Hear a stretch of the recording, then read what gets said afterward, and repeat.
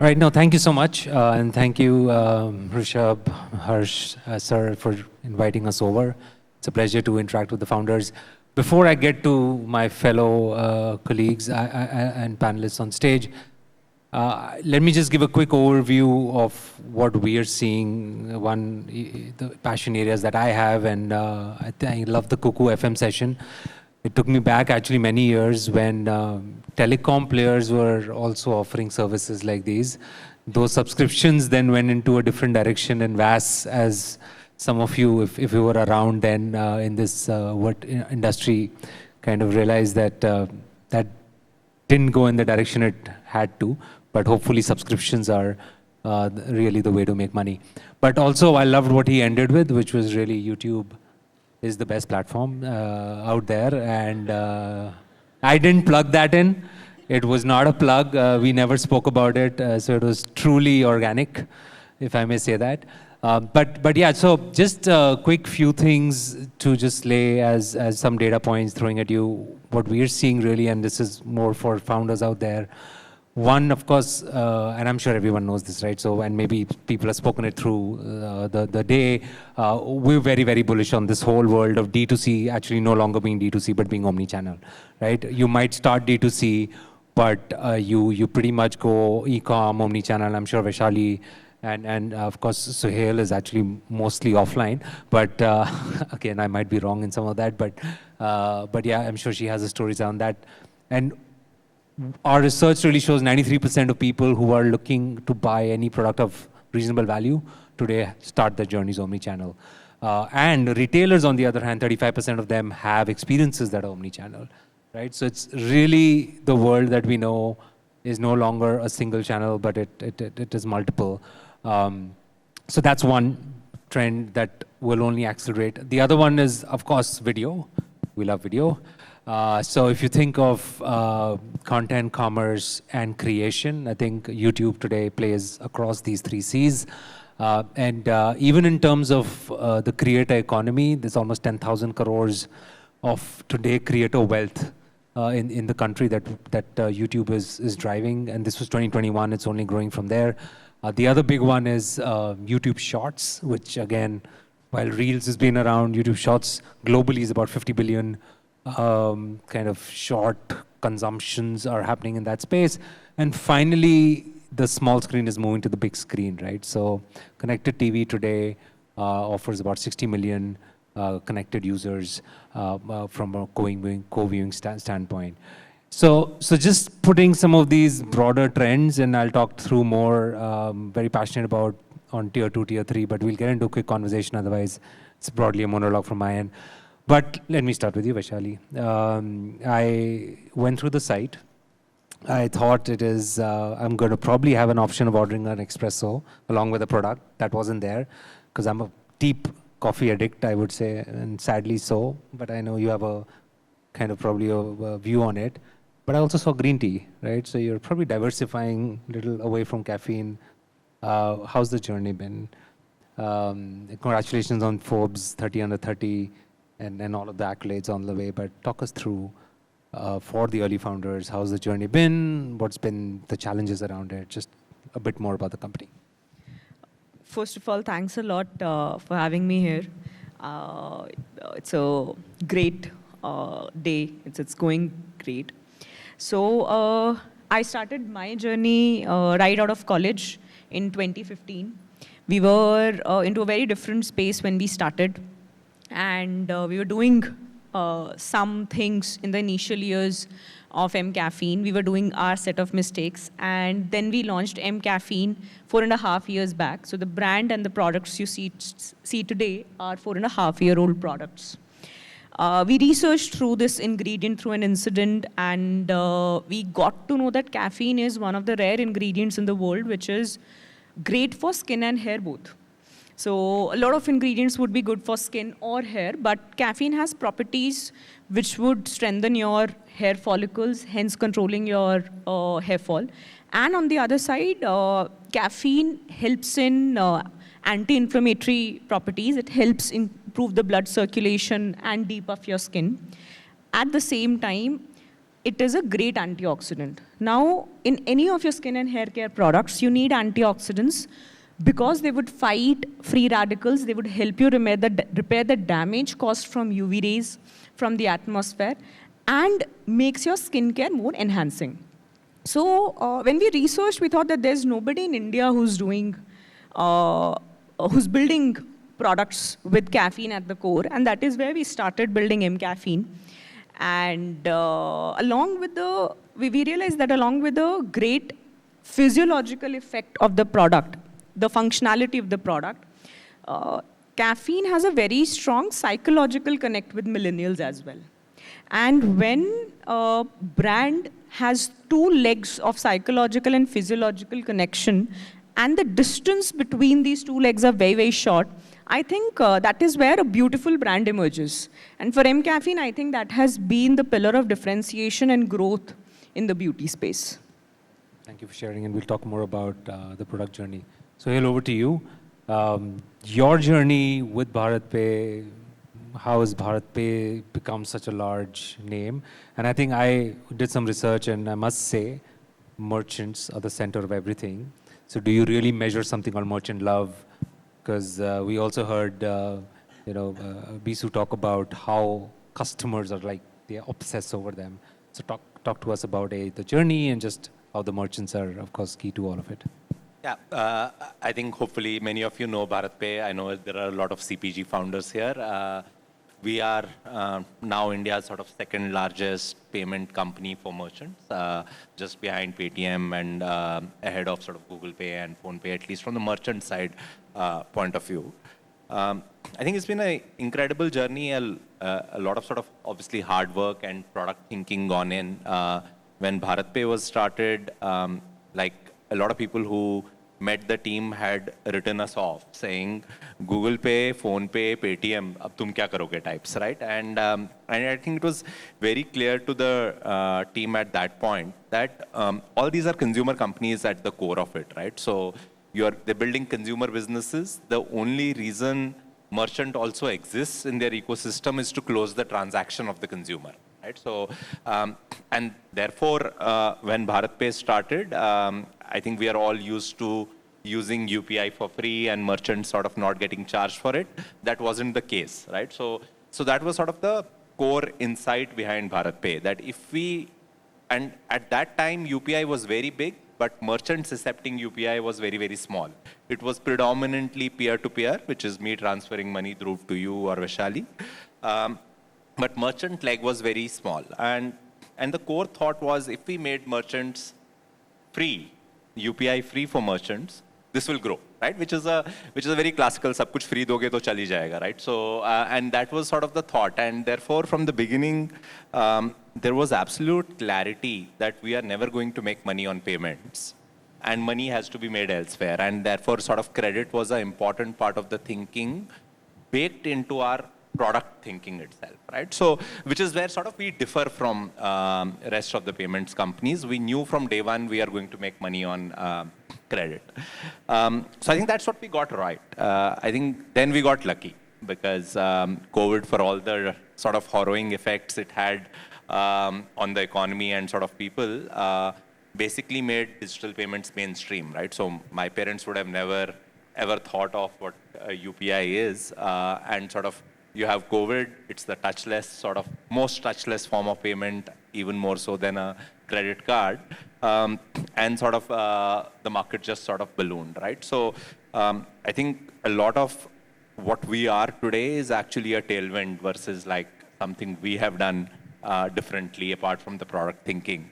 UPI grew 5x previous year, it grew 3x last year. If you are not able to grow in such tailwinds, then it's just poor execution, right? So I think that's something we've sort of done well than many others.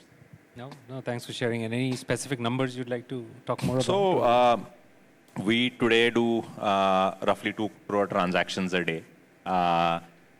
We do roughly $30 billion of transaction value, sort of annualized basis.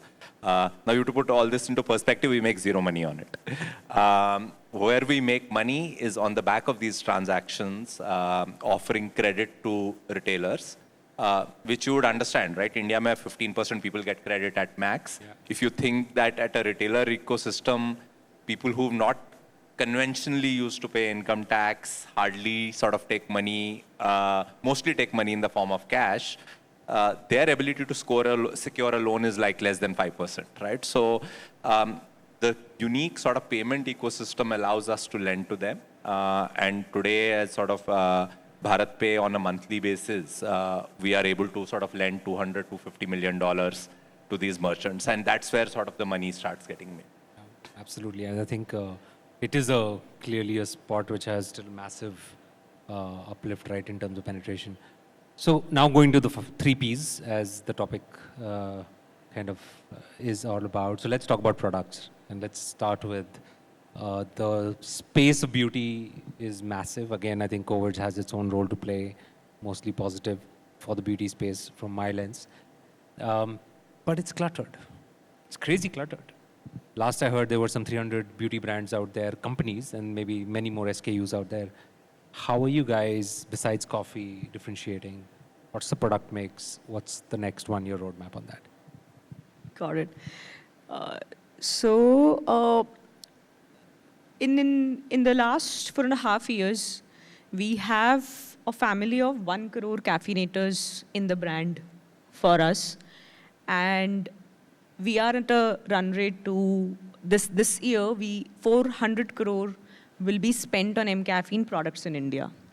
And that portfolio is not just 400. 400, okay. 400 crores. I hear it. And that portfolio is actually not just coffee. 20% of that portfolio is green tea, and 10% is chocolate, and 70% is coffee.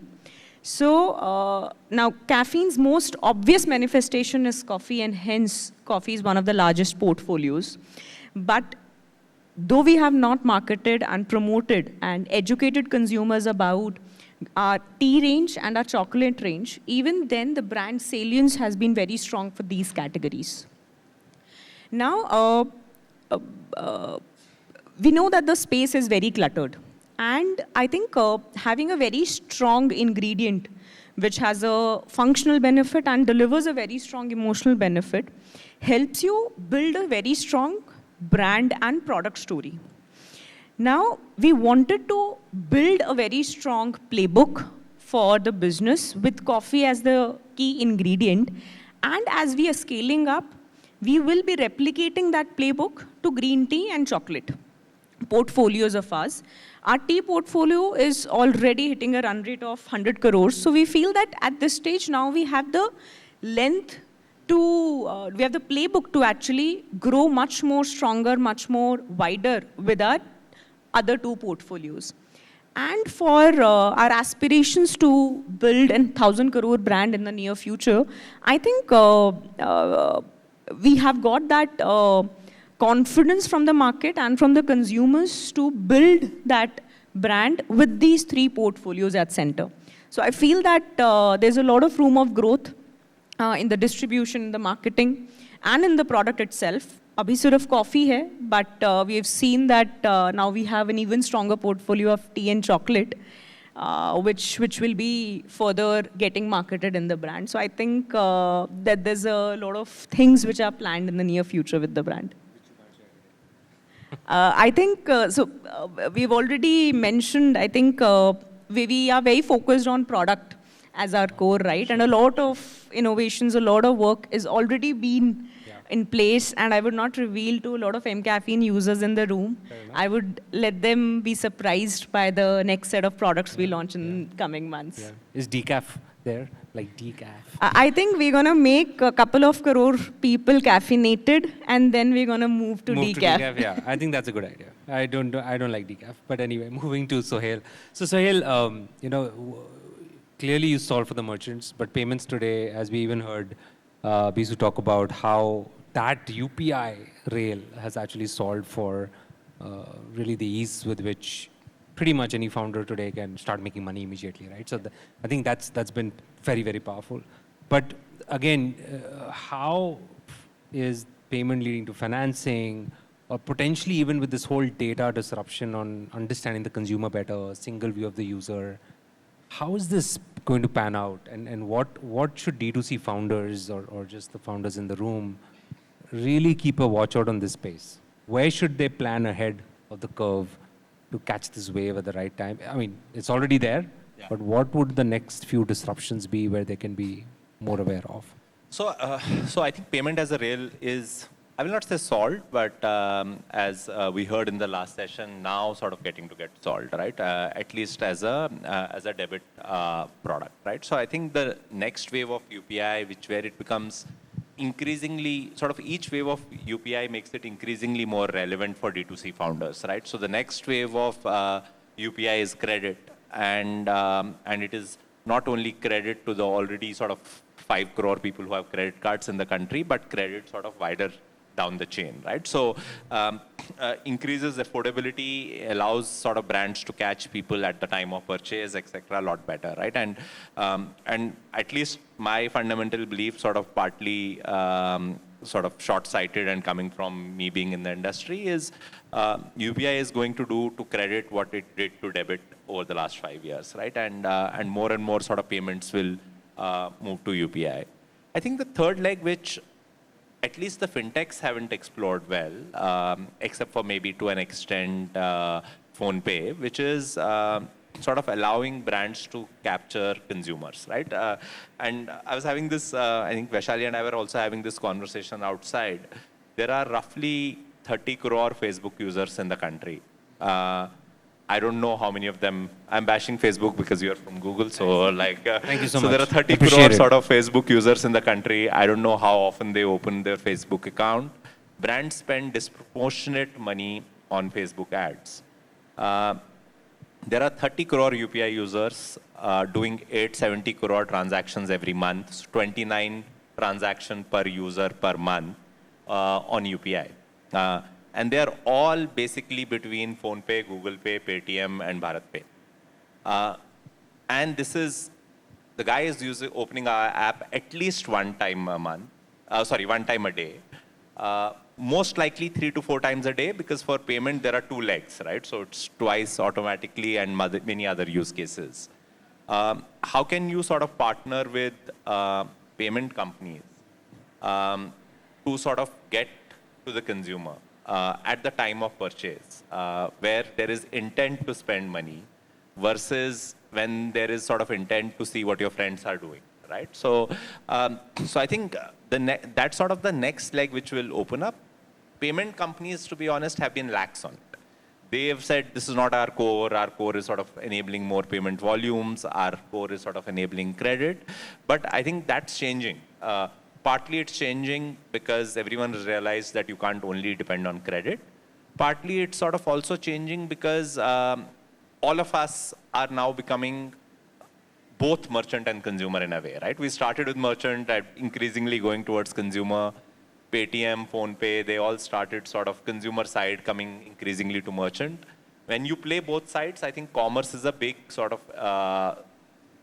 incremental sort of value add to your business, both from a merchant retention point of view as well as sort of merchant love point of view, right? So I think there will be a lot more sort of innovation which will happen on this side on how we can help brands acquire new customers and how we can help brands to make the transaction sort of a lot more seamless. Just my two follow-ups on this. One, UPI is not charged for the consumer, right? Is UPI going to make money from that transaction ever? I think that's question number one. Zero. Like I think I have been beaten up by a few times by saying this. I'm sort of a big believer on payments should be free. Like the reason UPI did not work in India on the merchant side for a lot of time is because you are telling a shopkeeper, I will give you your money 2 days later into your bank account and charge you 2% for that. The guy would say, what is wrong with cash, right? So, and therefore sort of we have been a big believer in that payment should be free. Increasingly, I think the government is also sort of thinking that way, right? Again, you can't never predict how government will sort of behave and what laws they will come up with. But the core agenda of sort of most governments, at least the Indian government right now, is to reduce the reliance on cash, take more and more economy sort of digital. And by trying to make 1% somewhere in the middle, you're sort of losing the bigger purpose. And that's how, at least what I understand right now, the thinking on UPI and credit as well, is that for small merchants, for small transactions, they want to make it free, right? So, and that's one of the reasons I believe it will sort of overtake credit cards very quickly, right? And that's the reason there are only 5 crore credit cards in India, because the shopkeeper doesn't want to sort of take a credit card. Absolutely. And just one question. Today, the biggest use case, it is on any of these apps, is the scan and pay use case, right? I mean, that's increasingly becoming more popular. Is there a way to discount when you're trying to scan and pay? Like, is there a way, or is that currently regulated? Sorry, I didn't get Yeah, I know it's a little complicated. I'm still building the use case in my head. But think of it as I go, I know I need to pay $10 for the bottle, but at that time, because of my previous history, the app just throws in a discount saying, hey, you get this for 8 and not 10. Is that UPI regulated, or is it an app? And how is that going to disrupt? Because to the point you made on brands and engagement, I think there could be very powerful use cases that could start building out there. So it's a, to be honest, a non-existent use case today, but it's a very powerful use case. And like, I think at least, for example, at BharatPay, we've now started thinking of building it, because we have a merchant product, which is BharatPay itself. We have a consumer product, which is post-pay credit. And then we acquired this company called Payback, which was India's largest loyalty program from Amex. And the thinking is, can you put all of these three together?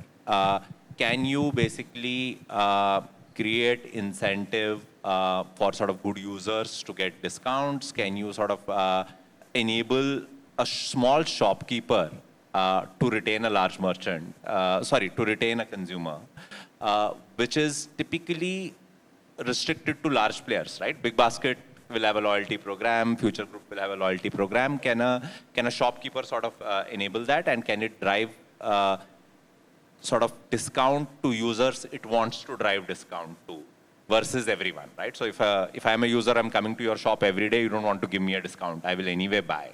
But can I sort of drive discount to a new user? Can I drive discount to a high affinity user who I want to please once in a while, right? So, but again, sort of with both credit and debit like coming in, with everyone becoming merchant as well as consumer, I think this is the time where these use cases will get developed. But today it's sort of negligible. Oh, thanks. Okay, I'm just going to switch gears and be a little mindful of time as well. So just on platforms, and I'm putting platforms here, not tech platforms, but channels for a minute. Omni-channel we spoke about, right? Our view is where a lot of companies were earlier at 50% D2C, 30% e-com, balance offline, that's flipping very soon.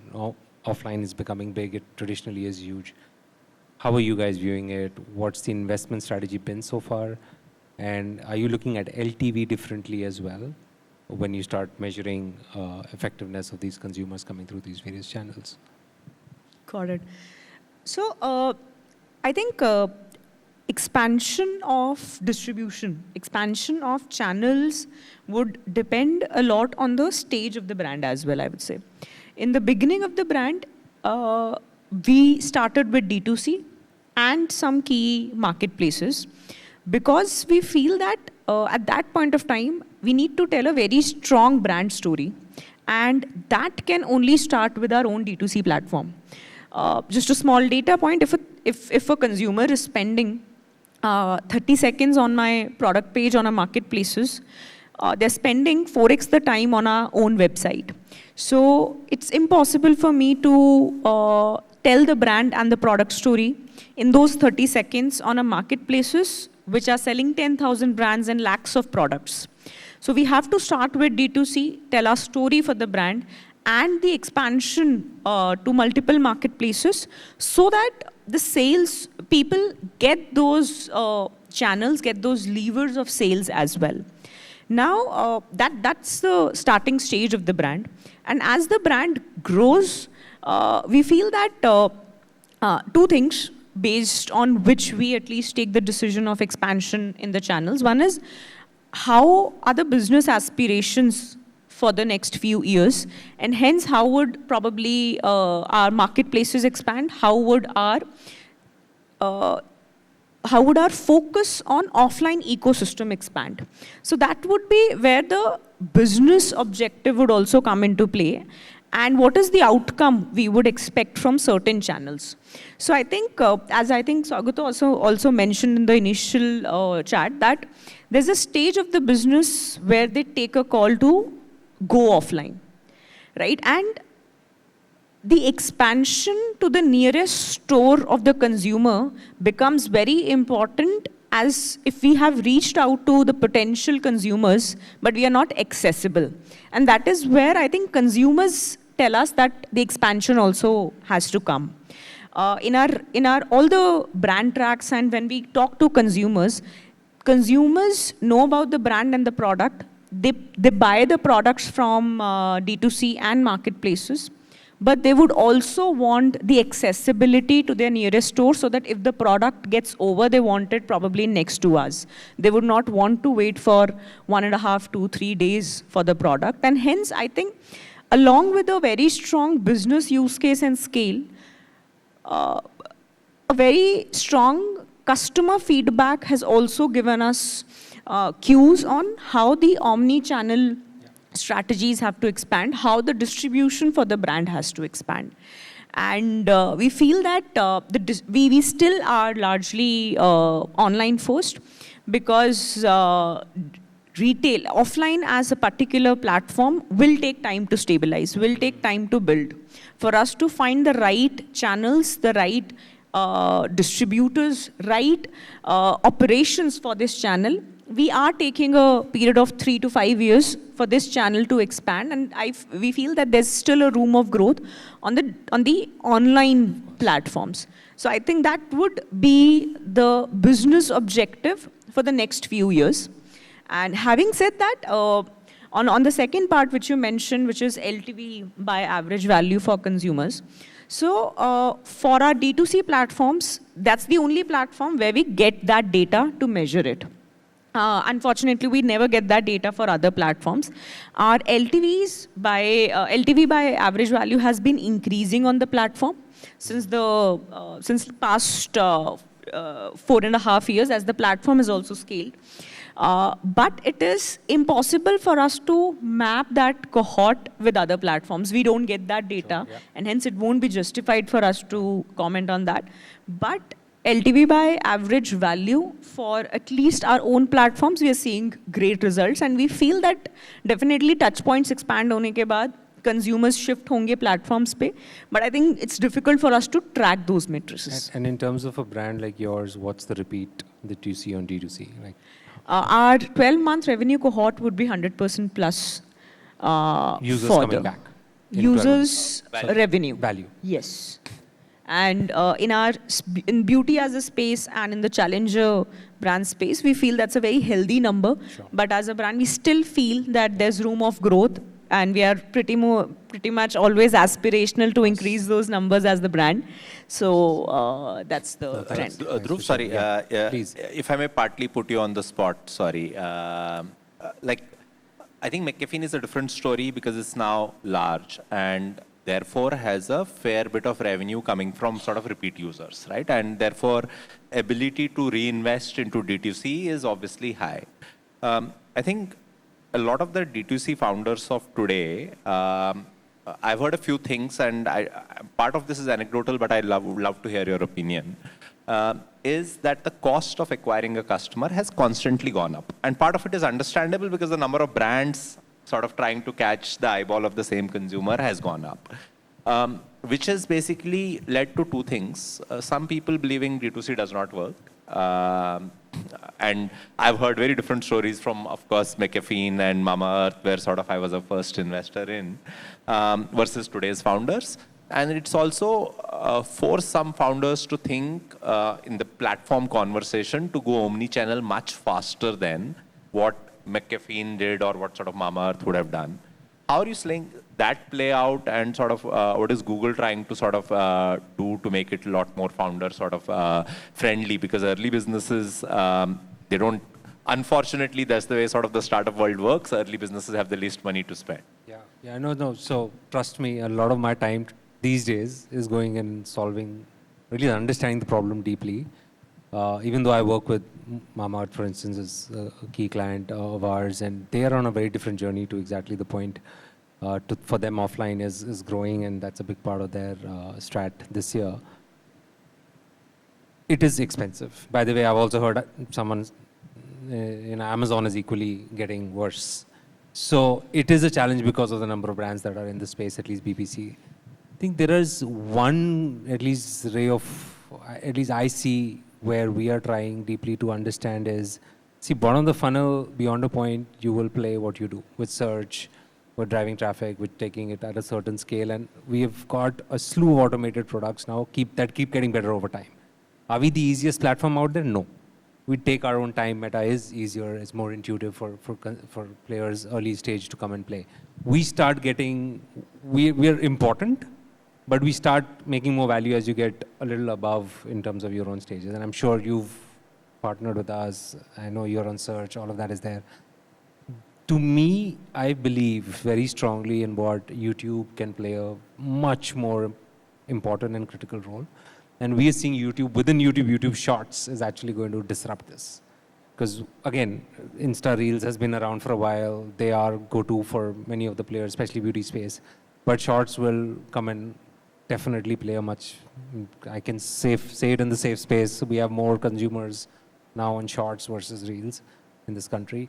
But again, those data points are still out there. So to me, how can brands, early stage founders use Shorts? That's point number one.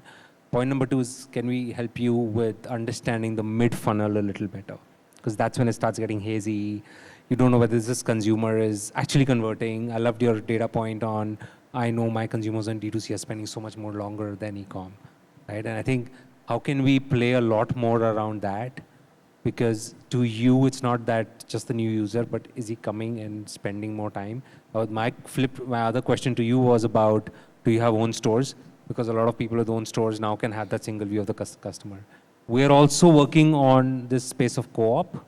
So there is some conversations going on with marketplaces on having a better view of how you spend with Google, actually convert on audiences, not the big guys, but some of the other players. Zepto, for instance, is partnering with us right now. And I know Zepto is after here on stage as well.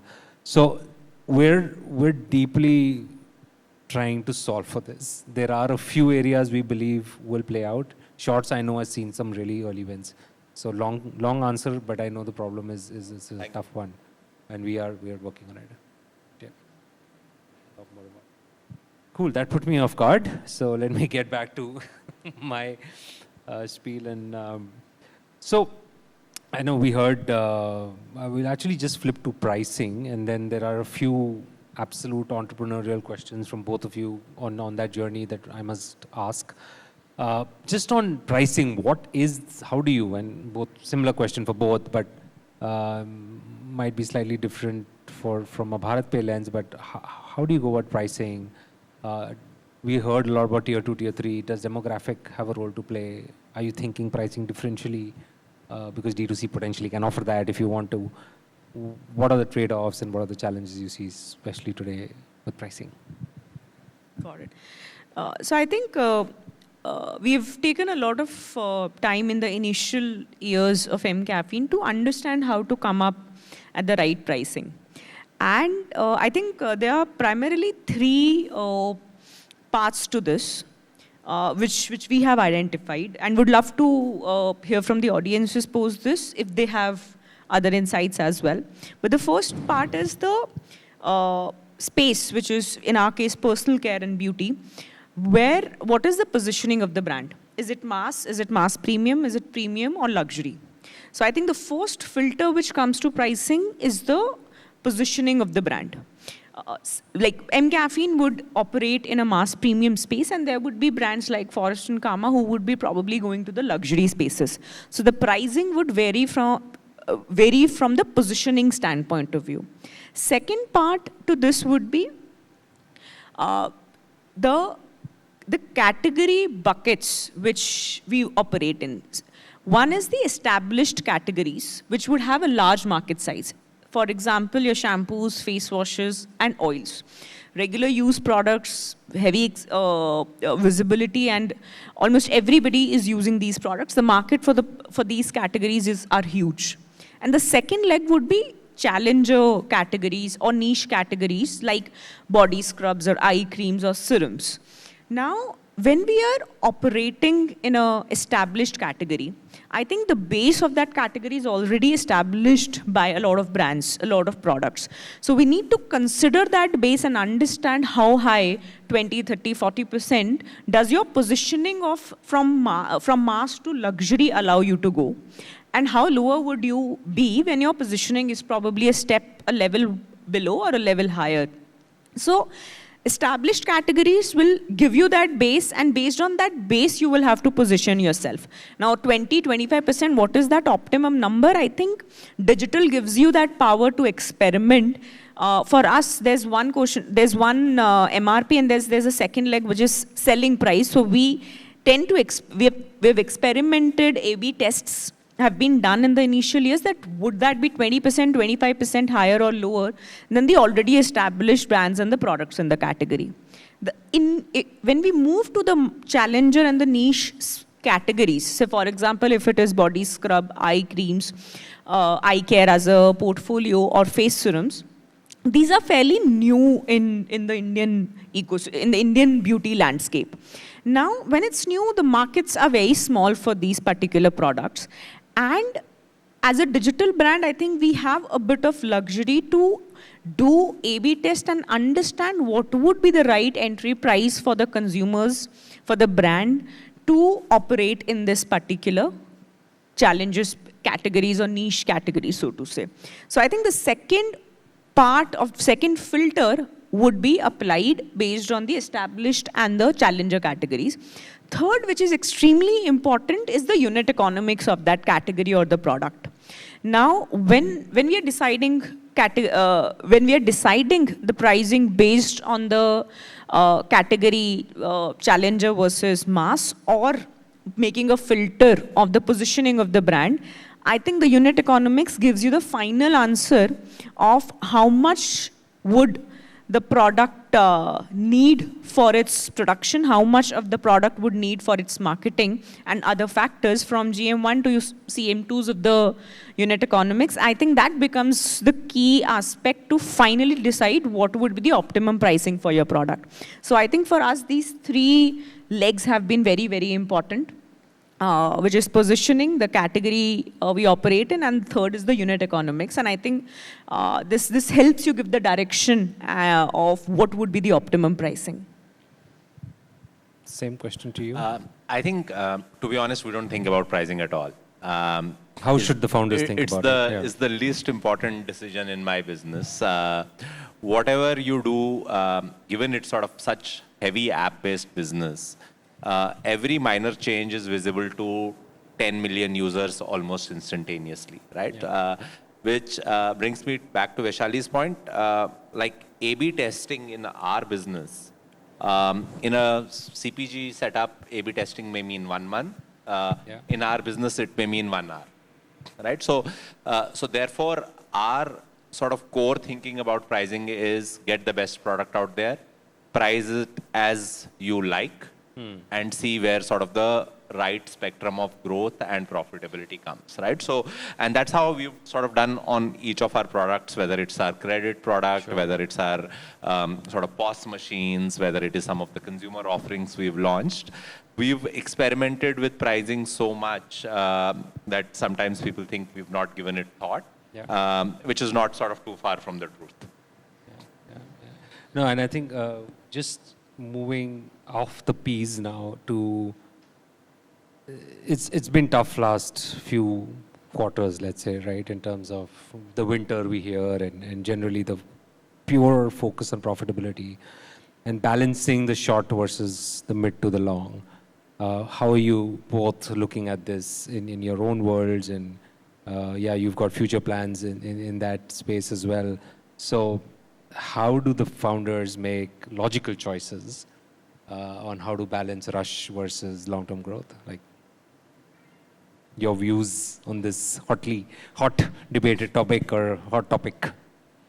I I think it's a tough question, but I think at one level it goes back to the core of the business, right? So I think capital is tough and capital preservation is important, but it doesn't mean sort of good businesses will not get capital, right? So, and what is a good business? You have to sort of go back to that. A good business is a business which makes, at least on what it sells, structural profit, right? You will, if your product doesn't have the gross margin or the sort of net margin to build, in a good market, you may still keep on getting capital and you may get sort of carried away with that easy access to capital. But if the business on its own is sort of good unit economics, which will be different for different industries, right? So probably in McKinsey universe, it will mean like a 60% plus gross margin. In my business, it will mean something else. Then the only question about sort of money comes into how fast do you want to grow, right? It doesn't come down to sort of viability of the business, right? Except for in sort of obviously very early stage companies, and you may sort of get caught at that stage into this. So I think how at least we've thought about it is that all our products need to be sustainable and profitable. The only money which is being spent or burnt in sort of VC language is for sort of getting new users.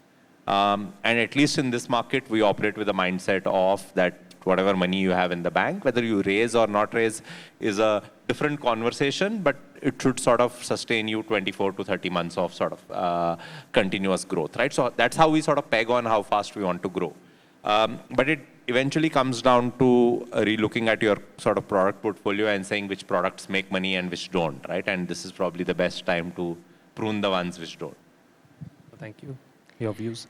I think I agree to the points Suhail mentioned, and we are amongst the few lucky ones जहाँ पे हमारी category में the gross margins operate at 75 to 80%, and that gives us a lot of levers, lot of scope for growth, and at the same time sustainable profitability as well.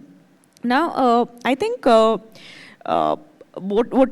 we have realized in 4.5 years is that the rush to grow and balance the profitability and balance the unit economics of the business depends, and I think would change based on the business objective, based on the stage of the business and the outcomes we would want based on those objectives. For us, D2C, when we started, was a very strong platform to tell our stories.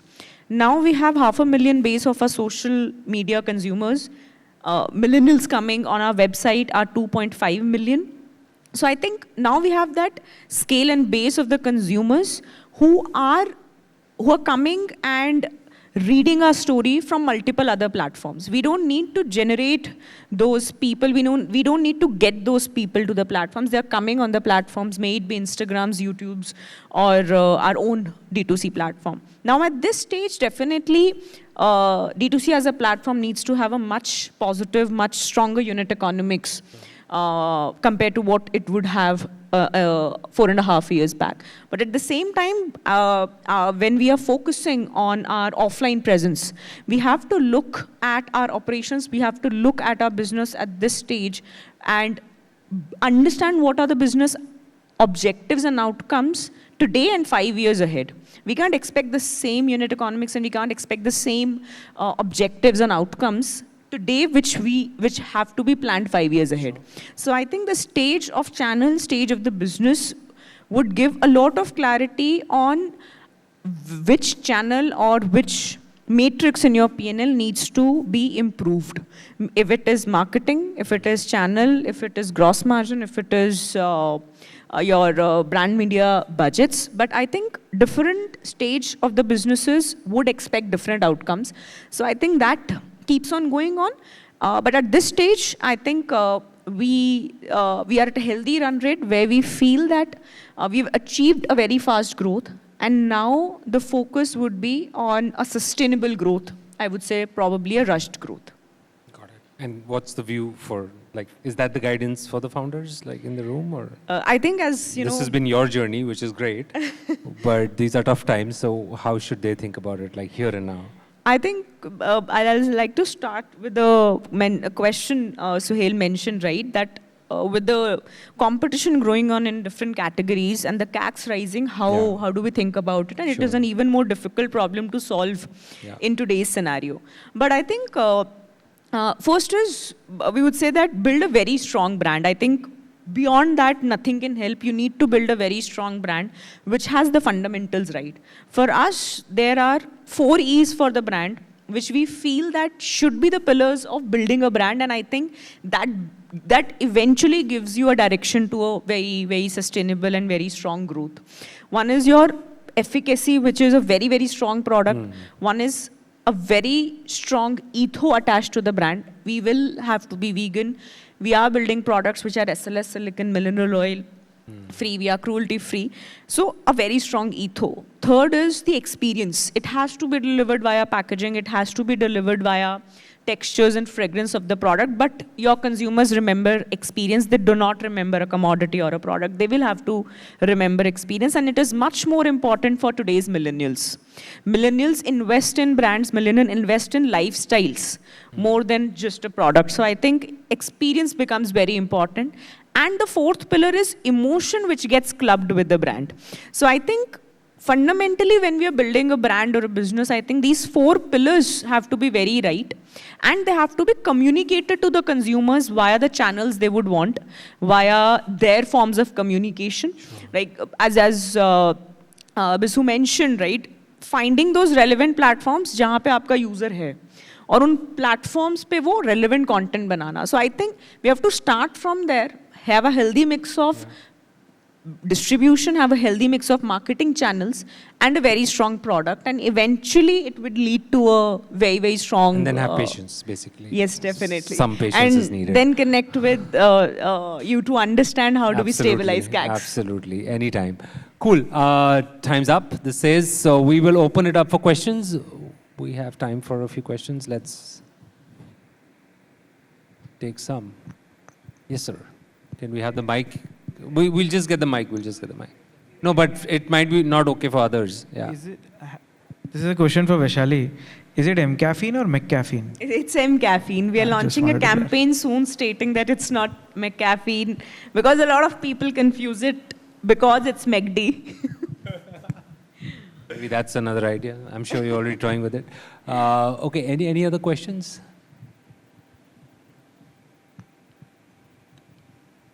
Yes, ma'am. Vaishali, I'm Ananya. I'm the founder of New Me, a wellness brand for women. Sorry, we can't hear you. You need to hold the mic. Hi. This is a question for Vaishali.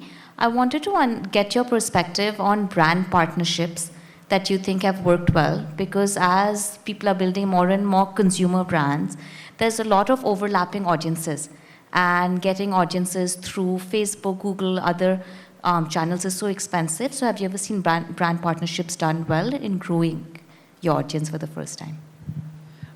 Just one question. Are these brand partnerships for revenue streams, for channels, or are you talking about brand partnerships for marketing, which are more narrative-led rather than for revenues? It could be either, but more to really build awareness for first-time consumers and to bring in more first-time consumers into the fold.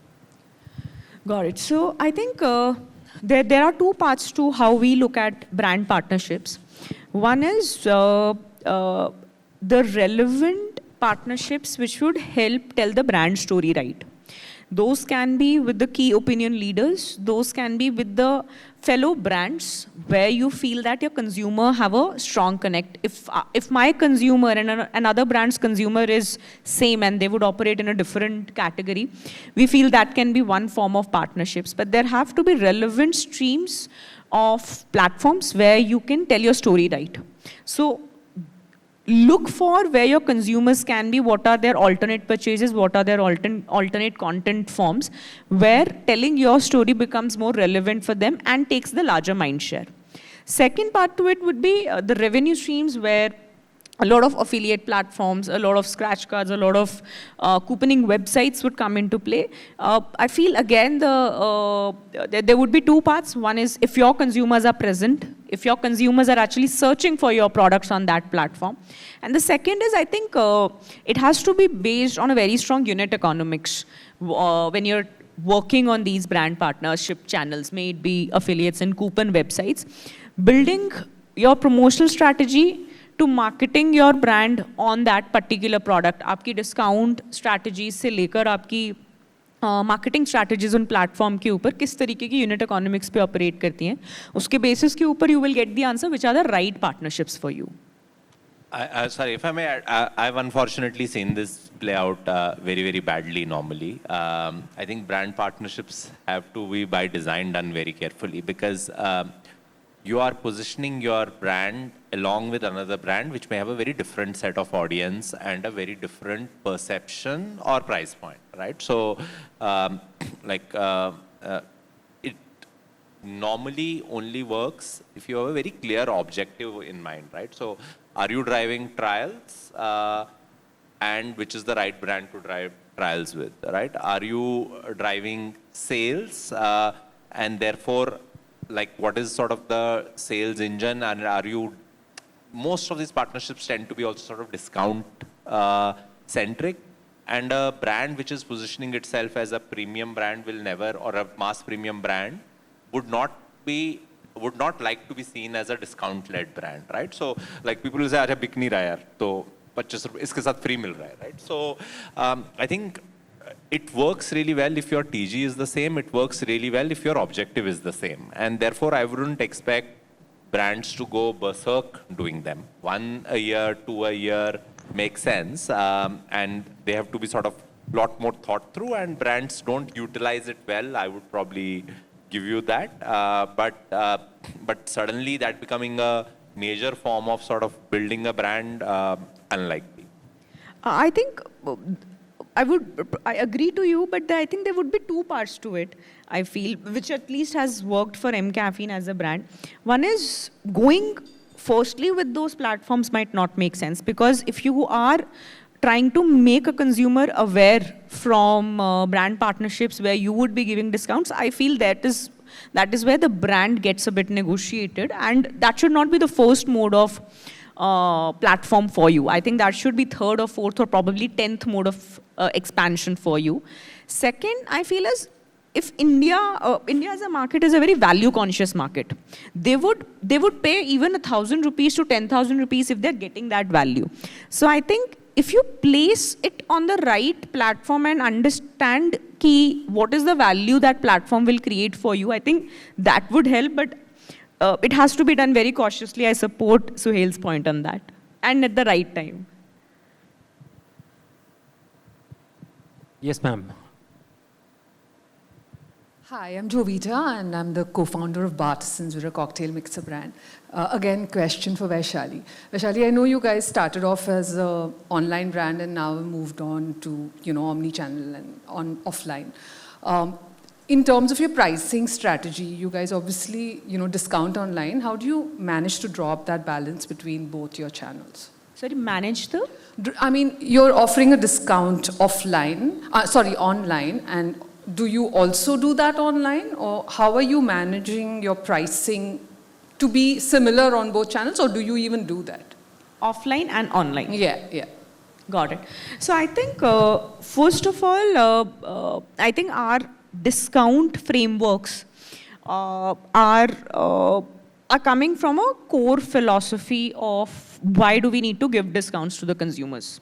It is not key. Okay, we have to give a 10% discount or a 15% discount, but why do we need to give discount to a consumer? And I think that gets mapped to the kind of consumer also you are targeting. So we've got this very interesting insight that if a consumer is buying from a Blinkit or any other quick commerce platforms, they would probably just want the product in next 15 minutes. They would not care about the discount. But if I'm competing or probably placed amongst the brands which are price competitive, I probably will have to experiment on a very minimum discount at 5 to 10% to probably capture that audience. But at the same time, I feel that if you build a strong brand, you don't need that discounting strategy to be very strong. And I think online and offline space is very different. It has a very different operations. It has a very different way of working on building that platform. So there may be a timely discount on online versus a timely discount on offline. So I think the strategies for both the platforms are very different. And एक particular strategy दोनों पे शायद implement हो नहीं पाएगी. It has to come from the brand first and the objective based on why discounting has to be given. I don't think discounting should come as a part of building the brand. It should eventually come from an objective of why a discount would be needed for a consumer.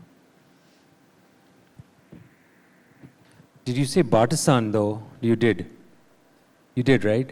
Yeah, okay. Now I've gone to your site, bought your products. You don't discount, so that's good.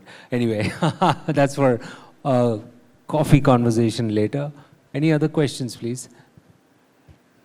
Yes, we see your hand raised there.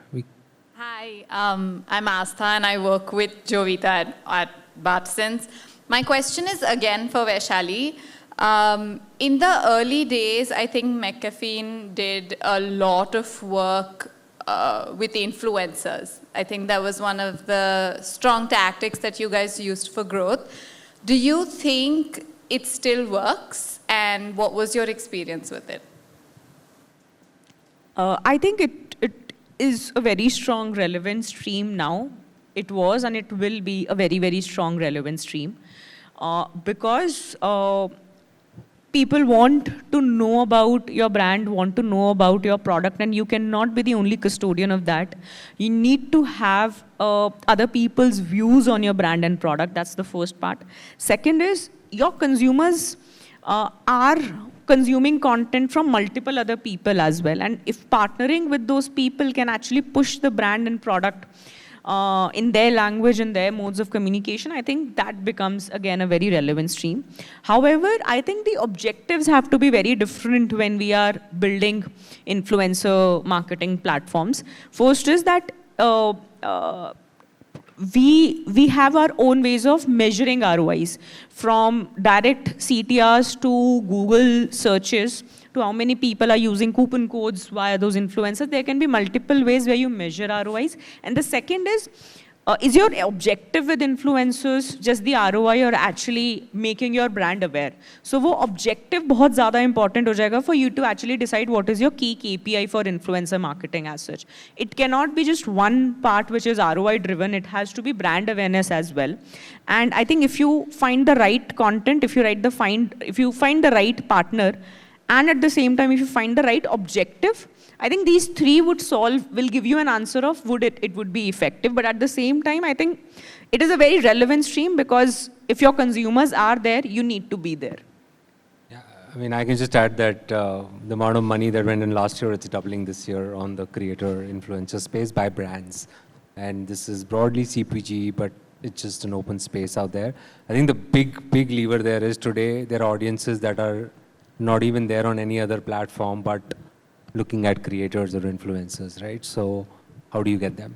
You have to engage through a language that they follow, they connect, they idolize. And a lot of them, as you keep going down in the country, become the only people they kind of start thinking. And we heard even Bisu talk about how education, financial services, all of those are having their own cohorts getting created.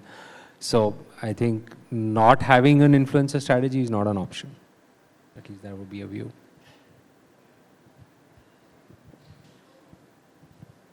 I have a question for Suhail. See, most of the DTC brands now want to go physical and establish opening channel. You being a digital brand, but you have established your presence at every nook and corner of tier 1, tier 2, tier 3, and that you did fairly quickly. What is the magic? There is no magic. The magic is knowing what go-to-market will work, right? So I think the answer is different for different products. For example, our consumer credit offering is completely digital, by and large only on Google. We don't like even use Facebook and the likes because like our users don't. Whereas our sort of product strategy on the core BharatPe app has always been, or the go-to-market strategy has always been feet on street. A lot of people don't realize we have like 10,000 people working month on month, placing QR codes store after store. And it came from the simple insight of sort of, unfortunately, fortunately, labor is cheap in India, right? And it costs me 200 rupees to get a guy to place a QR code at a store which is visible. The sort of method of targeting the same guy who I can see sitting in front of me selling cigarettes through a Facebook or a Google ad and then hoping he will download and then I will deliver the QR code just doesn't work, right? So I think, and again, our answer is very simple that we are 100% feet on street dependent on when it comes to placing QR codes. Everything else from there on is driven digitally, right? So I think, and this only works with a bit of experimentation, right? We also did a lot of experiments on trying to acquire users through digital means, merchants through digital means, doing TV ads, etc. Over a period of time, realized that digital sort of acquisition of a merchant doesn't work. TV has to only play a role of sort of brand awareness and salience and the halo of sort of, this is a large, safe company because eventually we are handling people's money, so they need to sort of trust us. And acquisition will happen on through feet on street, right? I think this is our answer. I think every brand's answer is going to be different. But every brand will get to its answer only after a bit of experimentation with all of these, right? And experimentation, fine-tuning, sort of spend enough money on all these three to sort of have a meaningful answer for yourself. I think the sound box, right? That's like the biggest innovation to ease this whole process. And for that, you have to be there. That's all credit to Paytm. But like, I guess you guys also have it. I will admit my mistake. When Paytm launched it, I said this is the crappiest product ever made. Who needs this? App pe dikh to raha hai. App pe dikh raha hai and like everyone's phone has a speaker where a payment is received. The app can talk it out, right? I think in hindsight, 1 year later, 1 year too late, we realized that the shopkeeper is not normally the guy at the store. The shopkeeper is getting the notification. Yeah. The guy who's running the store is basically saying to the consumer, "Sir, aap apna phone dikhao." Right? And a lot of credit for Paytm for sort of doing it. Unfortunately, or fortunately for our case, there is nothing called a first mover advantage in Paytm, in at least fintech. You learn from other people's mistake and sort of do what is right for the business. Yeah, we have our hostess here. Yes, unfortunately the time. We're done? Yeah. Okay. The time's up, so probably I think we'll request them to take the questions offline if you're here. As such, that'll be fine. Thank you for, Yep. thank you for having us. Thank you. Thank you, everyone. Thank you as well.